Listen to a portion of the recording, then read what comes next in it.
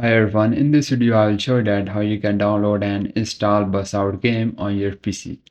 Guys, first open up your any browser and just search for the BlueStacks.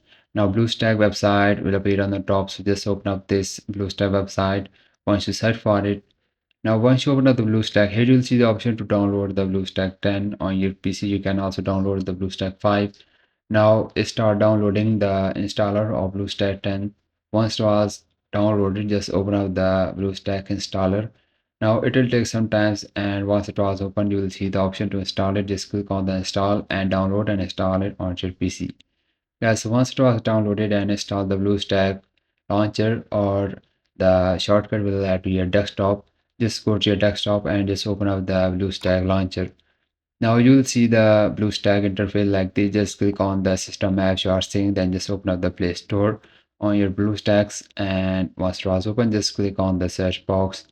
And once you click on the search, just click on the search apps and games and just type here the Bus Out. Once you type this game, just hit the enter and this game will appear on the top. So just open up this game, then just click on that install option, and that's how you can download and install this game on your PC. If you find this video helpful, so please like it, and bye bye.